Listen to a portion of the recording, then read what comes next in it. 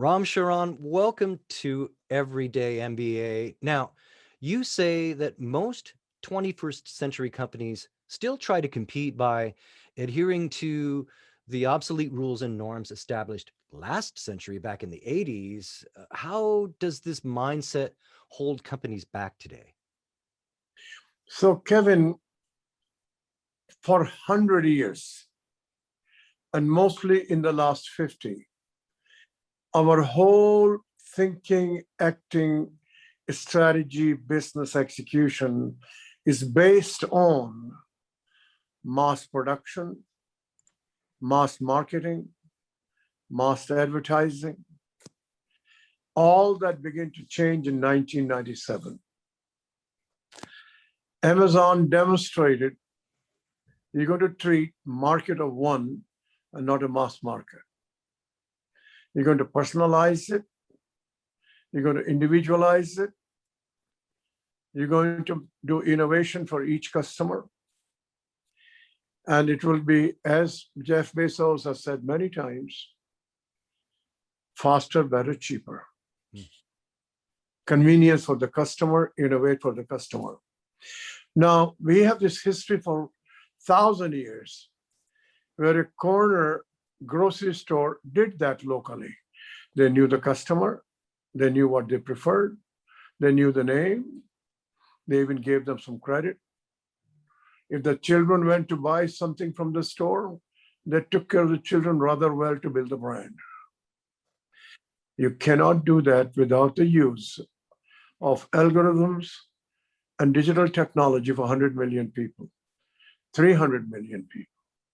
So the advent that became is the use of digitization, cheap computer capacity, cheap telecommunications, and the application of algorithms.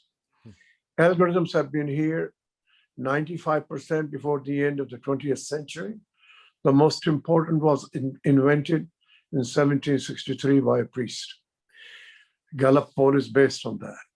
It's a commodity. In most cases, you can download it. Any startup can do that very inexpensively, but people have not learned how to use them. Data, algorithms, and software are opening up new vistas, new way to create business, and creating new competition. It was there in the defense business, going to the moon it was. They all existed. You know, on your cell phone, you have a search symbol. See that search symbol? You see that? I was shown in 1980 in a defense company, 5 levels below the ground, all secret. They call that fast finder that was used in the war theater. These algorithms have been used in defense for a long time. We could not put men on the moon without it. Sputnik could not go down without it. But the commercial large scale application in business for consumer came essentially from Amazon. And that is totally different. I know you talk a lot about the importance of building your company's core on a digital platform, deploying algorithms, as you say. It makes sense to me for someone like Amazon. Maybe I'm not seeing it deeply enough. How can organizations that don't seemingly lend themselves to being digital per se make that transition and reinvent themselves? Can you give us an example of? Yes, number of them. First, the most visible ones. Walmart began digitizing in 2000, but they did for internal purposes versus for the customer. They slowed down. Doug Allen comes in 2014 or so. He gets a firm that does the digitization, Jet.com, and now he's digitizing it. Its market price has almost doubled. It is now not only selling merchandise, it's selling the last mile pickup at the stores. It's going into healthcare, it's going to advertise. And it is moving. You go to Target, it's a wonderful job they have done of digitizing. The JCPenney, didn't do it well. Macy's didn't do it well. Sears didn't do it well. But Target did. Walmart is doing it. Home Depot is doing it. Not a rocket science. The purpose of the digitization is like you build a power plant, either you build it or you get a contractor. But here you build this to change your business, to put a business of an exponential growth. If you don't do it, you decline very fast in certain sectors. Best one is retail. How many retailers have been hurt? Now watch the auto sector. What is Tesla? Computer on the wheels. Less than half the parts. New thinking. The design of the parts is driven by the requirements of algorithms and software. You mentioned Sears and J.C. Penney. These are both brands I grew up, using, and now they're all but gone. Is it indeed, in your opinion, this lack of adoption of this approach, the algorithms that you're talking about, was that the reason for their downfall? No, Sears began to decline in late 1980s. They had all the scale. That is largely the management issue. They did not put enough money in IT. They didn't get the right people to do it. There were 3 CEOs in a row in less than 10 years. They merged with Kmart. I had looked at Kmart myself. Same problem. J.C. Penney, choice of the wrong CEOs. They've begun to decline. Yes. After Jeff Bezos. So there's no excuse there. They actually recruited a gentleman from Apple with the hope he will do that, Ron Johnson, and that didn't work out. Was that due to they were already in financial underwater, if you will, too far to recover? No, I think they lost the positioning of JCPenney. They tried to tinker. Mr. Johnson tried to apply a concept that did not work instead of digitizing it. See, one thing, there's a myth. Digitization is very expensive. It is not. Well, you would think a company like Sears and J.C. Penney too. I'm old enough to remember the catalogs, right? That was already an infrastructure there for remote buying, if you will. Yeah. Yet they missed the transition that seems self-evident now. Yeah. Today you could do that for less than $500,000. Yeah. You create. And so who's doing it right today? What's a new company that's coming along that's doing it right? Yeah, I'll give you some. First, the old companies. Fidelity is a 100-year-old company. Done. The lady Kathy Murphy, it's in my book. Moving. They changed the industry competition once this thing began to operate. Full page advertising, zero price product. They now have more than 70 products a year, new products because of this whole digitization. The best example is Moderna. Before vaccine came, they were fully digitized. That cut the cycle time. And indeed, I can imagine what an advantage that must have been for Moderna as they entered into crisis mode to develop a vaccine.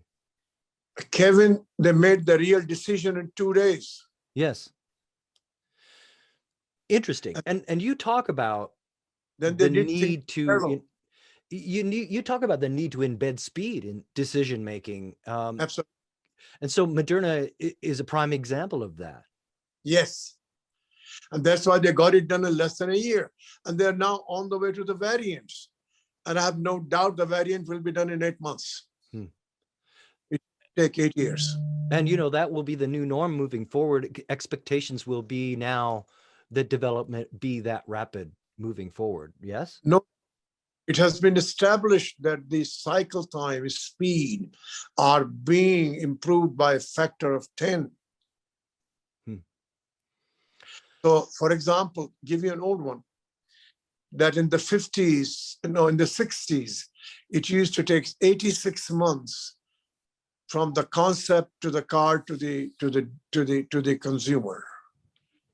If you take 86 months now, the car won't be needed.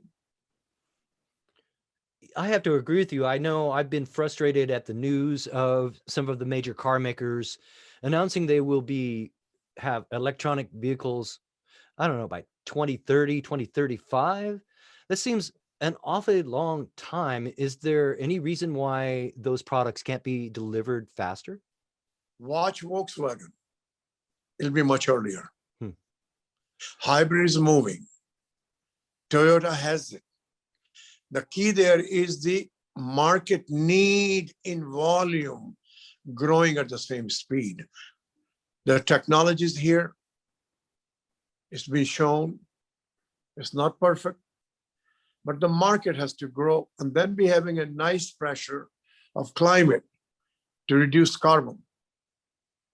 So I'm pretty sure by 2025, which is now roughly 3.5 years, you're going to see a significant volume. You see, take a Tesla.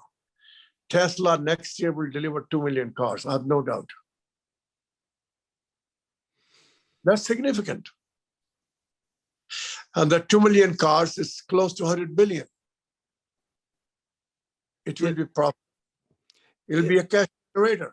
If they were affordable, my concern with Tesla is that for, rank and file folks, a Tesla is still an expensive car. Do you think that we'll find affordable? Well, Volkswagen indeed has been a brand that I wished would step up with the new Volkswagen. They are not. But one thing I want you to know that is different, did not exist before the algorithms. It's now here.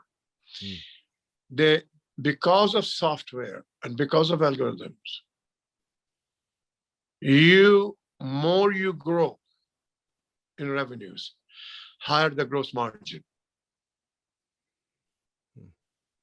Our guest, go ahead, please. This is a new formula that has come out. They call principle of increasing returns. We were trained principle of diminishing returns. So you see Amazon, its gross margin used to be 10%, 20%, 30%. It's now going to reach 50 compared to the hard copy people. Because the way the business model is structured, you get price about the same unless you cut it. But the incremental cost is much lower. So there is a curve like that. Up to a big point. So you will see that. I've no doubt in my mind in 3 years, maybe 4, Amazon will be $1 trillion in revenue. It's a cash machine now. It'll be a cash machine more so. And you will see a gross margin at 50. Very few. In retailing has never taken place. So it's a very different business thinking. So I say to my clients, you stick with the business thinking, redesign your business, and get people who have the expertise to put the engine in. They can come and put the engine. There are plenty of vendors to put the engine. Have them compete, get them. Our guest today is Ram Charan. He is a New York Times bestselling author and an award-winning teacher of business strategy. He's a noted expert around the world, and indeed, he works with CEOs from some of the world's most successful companies. And we're here talking about his brand new book, Rethinking Competitive Advantage, New Rules for the Digital Age. Now, Ram, you mentioned partners. How can I use an ecosystem of partners to help me along this journey to scale up faster, serve customers better? Excellent point. You first build a platform. It may be a simple platform. So you have the customer data. You have customer connection, the customer exchange. Your data analysis shows what could be recurring revenues. It shows the pattern of new needs they have. So I go to another supplier, another customer, another company that is also supplying some needs that are complementary to yours, or even competing with you, getting to the customer. But my expertise is the platform, last mile delivery, data. So 60% of Amazon's sales come from the ecosystem. Most companies cannot compete without an ecosystem because ecosystem destroys the old definition of industries. Today, one platform is delivering lots of products on Amazon on target. They defy industry definition. It's a new industry, online versus not online.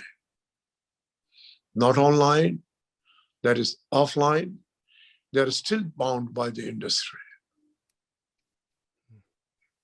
And that's going to change. Well, we started this conversation by saying that most companies are still competing with obsolete rules, 40-year-old rules. Yes. And rethinking competitive advantage aims to redefine competitive advantage for the digital first era. How would you define competitive advantage today? Yeah, it's a very critical question, Kevin.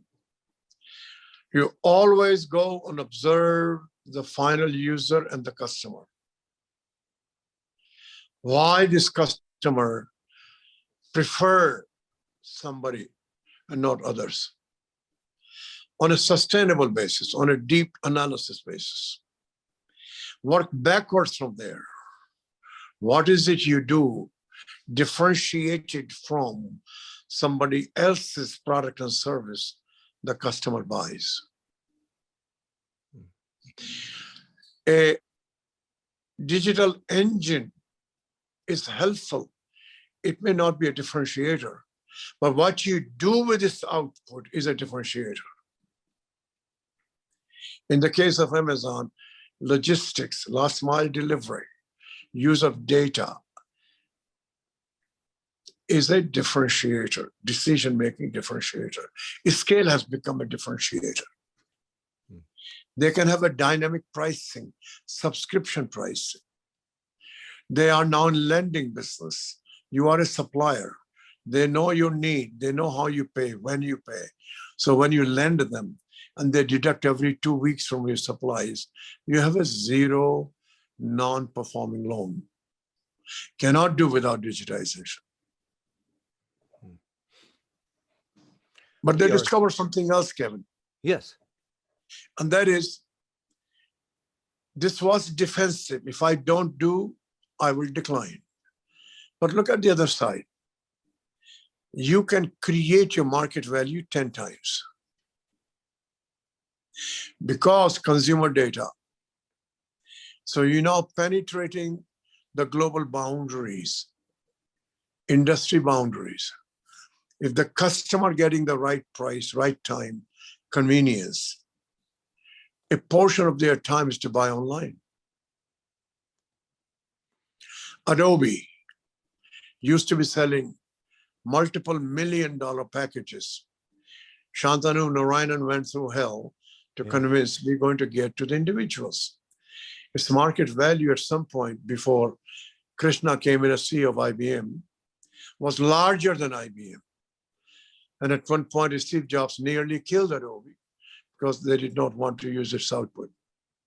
So here he was, market of one, personalization is specific to the consumer, no boundaries, you can cross every place. And you create market value. This is the secret why Apple $1 trillion, why Microsoft $1 trillion, why Amazon $1 trillion in market value in 20 years or less. So this is a great way of creating market value, but the focus is on the customer. Innovation is for the customer, and each customer treated individually. Cannot do without algorithms. We are speaking with New York Times bestselling author, former Harvard Business School professor, and award-winning teacher of business strategy, Ram Charan. And we are talking about his new book, Rethinking Competitive Advantage, New Rules for the Digital Age. Now, Ram, we have reached the action item round of the show. I'm wondering if you could please provide us with 3 quick action items that our listeners can do today to begin to take advantage of the ideas and advice in your book. Number one, most important, observe the consumer, the customer, look at the needs they have, the gaps they have, see what's the opportunity. It's not new. It's the old thing about business. But look into the new context. Social media is changing habits. Consumer having the chance to compare.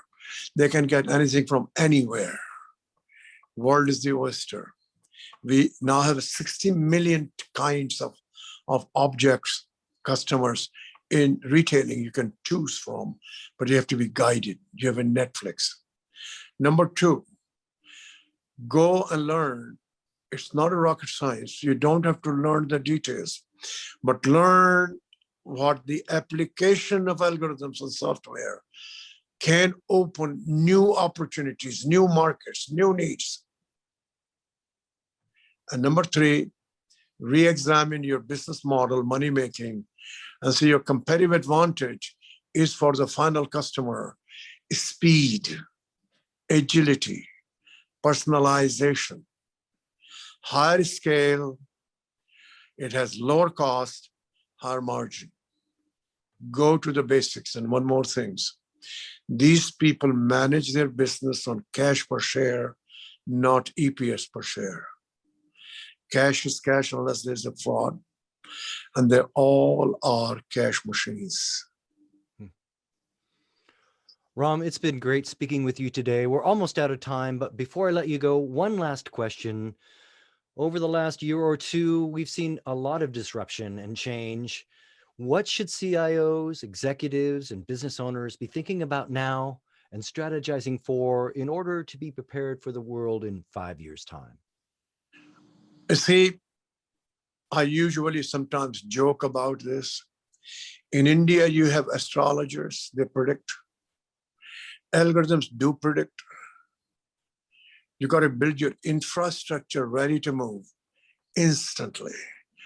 Uncertainty means you prepared better to deal with it than predicting it. So people now building the digital infrastructure that you have a central idea, you have a strategy, but they can move people, resource allocation changes faster as the uncertainty comes. Uncertainty of operating side, structural side, or some calamity comes in. There, as the COVID came, people who did not manage their debt, they got hurt. So you now prepare your financial condition for the worst troughs of these downturns. They come, and those things come. Good news today, most people telling me in my clientele, we will see for 3 years in a row in America, roughly 6% per annum GDP growth. We are 6.4% this quarter. There are reasons for it. There are factors for it, but the uncertainty will remain here. And your ability to adjust is a competitive advantage. That is Ram Charan. Get his book, Rethinking Competitive Advantage, New Rules for the Digital Age. Ram, thank you so much for being our guest today on Everyday MBA. Thank you. I'm deeply honored. I hope the people attending the show get at least one point they can use. That's my mission in life.